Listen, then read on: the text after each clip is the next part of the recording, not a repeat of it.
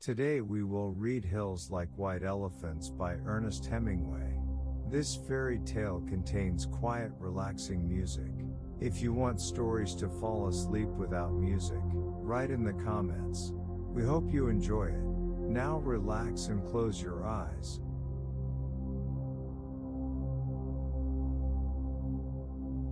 The hills across the valley of the Ebro were long and white. On this side there was no shade and no trees, and the station was between two lines of rails in the sun. Close against the side of the station there was the warm shadow of the building, and a curtain, made of strings of bamboo beads, hung across the open door into the bar, to keep out flies. The American and the girl with him sat at a table in the shade, outside the building. It was very hot and the express from Barcelona would come in 40 minutes. It stopped at this junction for 2 minutes and went on to Madrid. What should we drink? The girl asked. She had taken off her hat and put it on the table. It's pretty hot, the man said. Let's drink beer. Dos cervezas, the man said into the curtain. Big ones? A woman asked from the doorway. Yes, 2 big ones. The woman brought 2 glasses of beer and 2 felt pads. She put the felt pads and the beer glasses on the table and looked at the man and the girl.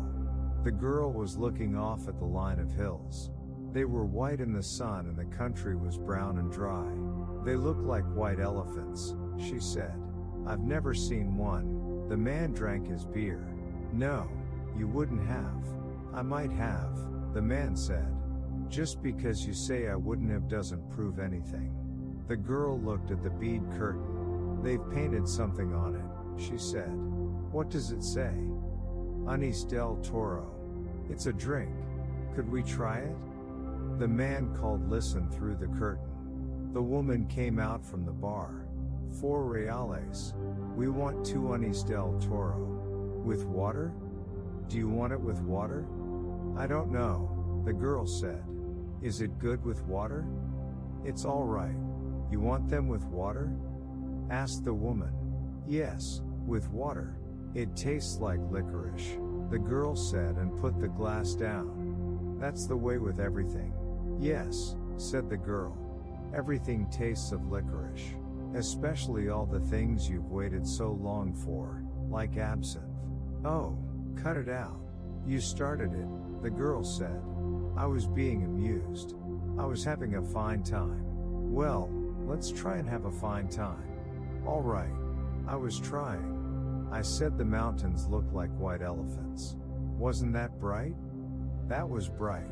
I wanted to try this new drink. That's all we do, isn't it? Look at things and try new drinks? I guess so. The girl looked across at the hills. They're lovely hills, she said. They don't really look like white elephants. I just meant the coloring of their skin through the trees. Should we have another drink? All right. The warm wind blew the bead curtain against the table. The beer's nice and cool, the man said. It's lovely, the girl said. It's really an awfully simple operation, Jig, the man said. It's not really an operation at all. The girl looked at the ground the table legs rested on. I know you wouldn't mind it, Jig. It's really not anything. It's just to let the air in. The girl did not say anything. I'll go with you and I'll stay with you all the time. They just let the air in and then it's all perfectly natural. Then what will we do afterward? We'll be fine afterward. Just like we were before. What makes you think so? That's the only thing that bothers us. It's the only thing that's made us unhappy. The girl looked at the bead curtain, put her hand out and took hold of 2 of the strings of beads. And you think then we'll be all right and be happy? I know we will. You don't have to be afraid. I've known lots of people that have done it. So have I, said the girl. And afterward they were all so happy. Well, the man said, if you don't want to, you don't have to. I wouldn't have you do it if you didn't want to. But I know it's perfectly simple. And you really want to? I think it's the best thing to do. But I don't want you to do it if you don't really want to. And if I do it, you'll be happy and things will be like they were and you'll love me? I love you now. You know I love you. I know. But if I do it, then it will be nice again if I say things are like white elephants, and you'll like it? I'll love it. I love it now, but I just can't think about it. You know how I get when I worry. If I do it, you won't ever worry? I won't worry about that because it's perfectly simple. Then I'll do it. Because I don't care about me. What do you mean? I don't care about me. Well, I care about you. Oh, yes. But I don't care about me. And I'll do it and then everything will be fine. I don't want you to do it if you feel that way. The girl stood up and walked to the end of the station. Across, on the other side, were fields of grain and trees along the banks of the Ebro. Far away, beyond the river, were mountains. The shadow of a cloud moved across the field of grain and she saw the river through the trees. And we could have all this, she said. And we could have everything, and every day we make it more impossible. What did you say? I said we could have everything. We can have everything. No, we can't. We can have the whole world. No, we can't. We can go everywhere. No, we can't. It isn't ours anymore. It's ours. No, it isn't. And once they take it away, you never get it back. But they haven't taken it away. We'll wait and see. Come on back in the shade, he said. You mustn't feel that way. I don't feel any way, the girl said. I just know things. I don't want you to do anything that you don't want to do, nor that isn't good for me, she said. I know. Could we have another beer? All right. But you've got to realize, I realize, the girl said. Can't we maybe stop talking?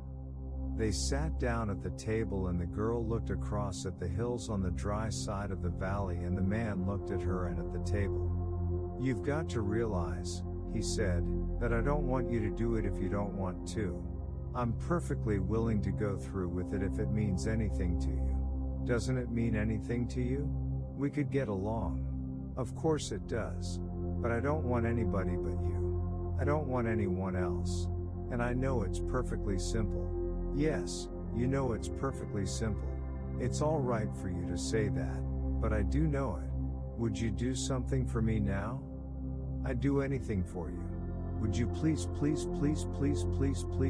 stop talking? He did not say anything but looked at the bags against the wall of the station. There were labels on them from all the hotels where they had spent nights. But I don't want you to, he said. I don't care anything about it. I'll scream, the girl said. The woman came out through the curtains with 2 glasses of beer and put them down on the damp felt pads. The train comes in 5 minutes, she said. What did she say? Asked the girl. That the train is coming in 5 minutes. The girl smiled brightly at the woman, to thank her. I'd better take the bags over to the other side of the station, the man said. She smiled at him. All right. Then come back and we'll finish the beer. He picked up the 2 heavy bags and carried them around the station to the other tracks. He looked up the tracks but could not see the train. Coming back, he walked through the bar room, where people waiting for the train were drinking.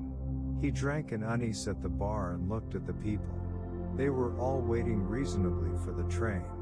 He went out through the bead curtain. She was sitting at the table and smiled at him. Do you feel better? He asked. I feel fine, she said. There's nothing wrong with me. I feel fine.